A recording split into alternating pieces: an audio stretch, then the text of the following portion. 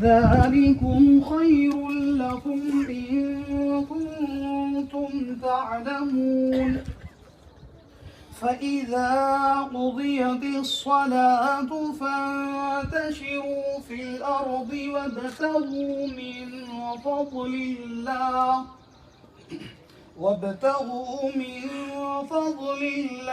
واذكروا الله كثيرا لعلكم تفلحون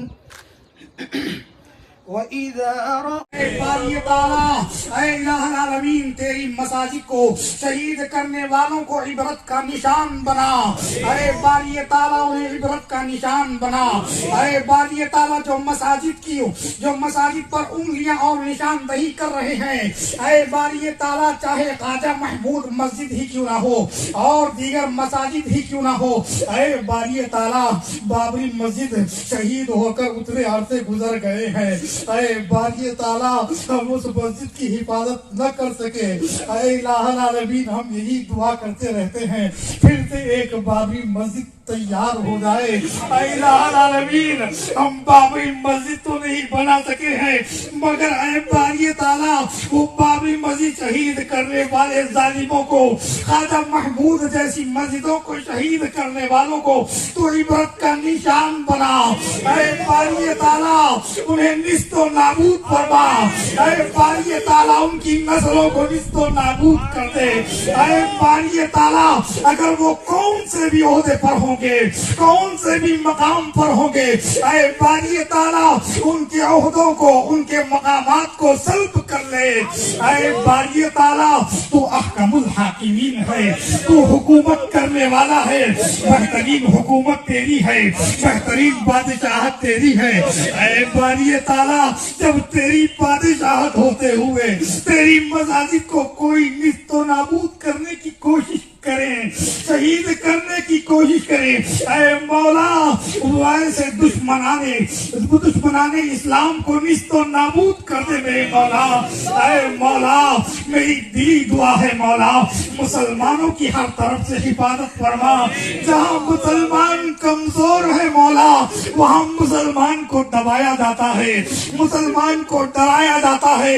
ऐ बारी ताला कई ऐसे नौजवान मुसलमान अब तक शहीद हो गए हैं, कई ऐसे नौजवान मुसलमान आज भी जेल की काल कोठरी के अंदर बंद हैं। ऐ मौला उनके निकलने के आसान रास्ते मुहैया फरमा। रहमतुल्लाहि व बरकातहू। मैं आपका भाई मोहम्मद सिराज कांग्रेस लीडर बहादुरपुरा। फिर एक बार भाई साहब, हम शमशाबाद मस्जिद जो शहीद ख्वाजा महमूद है शहीद किया गया था, तो आज उसका कंडीशन है और वहाँ हम नमाज अदा करने के जा रहे थे और हमारे को फलकनुमा पीएस वाले उठा के ला लिए और मेरी टीम को काले पत्थर पीएस वाले उठा लिए और कुछ लोगों को बहादुरपुरे पे।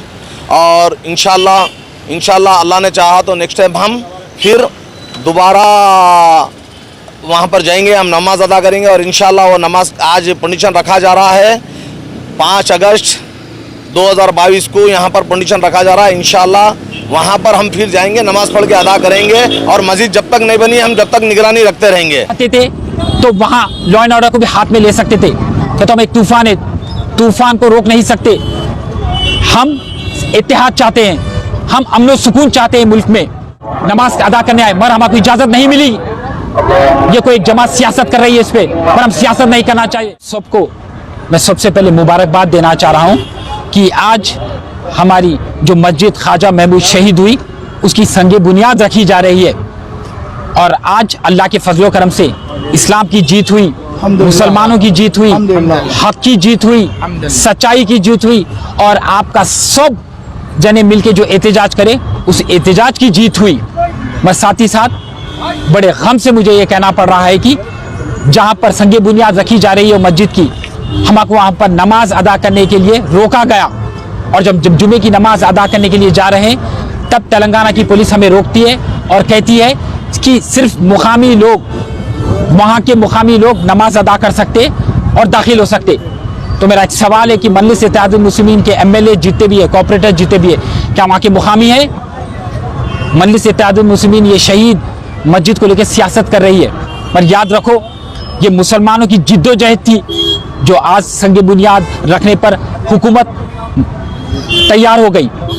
हमारा इत्तेहाद ऐसी ही रहने वाला है और इस एहतजाज में सबसे खूबसूरती की ये बात है कि हमारे हिंदू भाई भी शामिल थे हमारे एहतजाज में, क्योंकि ये हमारे साथ नाइंसाफी हो रही थी, जुल्म हो रही थी।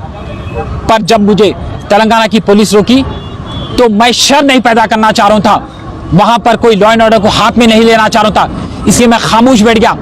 और उसके बिल्कुल सामने मस्जिद कुतुब शाही है, वहां पर हम सब लोगों ने जुमे की नमाज अदा की और अल्लाह का शुक्र अदा करा। हम चाहते थे तो वहां लॉ एंड ऑर्डर को भी हाथ में ले सकते थे, तो हम एक तूफान है, तूफान को रोक नहीं सकते। हम इत्तेहाद चाहते हैं, हम अमन सुकून चाहते हैं मुल्क में। और केसीआर साहब, आपसे गुजारिश है कि रियासत तेलंगाना में कई मसाजिद शहीद हुए और आपकी हुकूमत सिर्फ देखते रही। सेक्रेटेरिएट की मस्जिद जब शहीद हुई 1.5 साल के बाद संग बुनियाद रखी गई। ख्वाजा महमूद जब शहीद हुई उसके 2 दिन के बाद संग बुनियाद रखी गई। आखिर रियासत तेलंगाना में ये मुसलमानों के साथ नाइंसाफी क्यों हो रही है? अब जो ये कसूरवार है जो भी मस्जिद की शहादत में, वो कसूरवारों के ऊपर FIR दर्ज होना चाहिए, उनको सलाखों के पीछे भेजना चाहिए और ये पैगाम भेजना चाहिए कि अगर से कल के दिन हमारी कोई मस्जिद को हाथ भी लगाएगा तो हम हाथ धड़ से खींच लेंगे और उसको छोड़ेंगे नहीं, उसको सलाखों के पीछे भेजेंगे। हमारे गुस्से का आप मुकाबला नहीं कर सकते। हम अमन सुकून चाह रहे हैं हिंदुस्तान में, रियासत तेलंगाना में। बड़े अफसोस से कहना पड़ रहा है कि आज सब जने नमाज अदा करने आए मगर हमारी इजाजत नहीं मिली। ये कोई एक जमात सियासत कर रही है इस पे, पर हम सियासत नहीं करना चाहिए।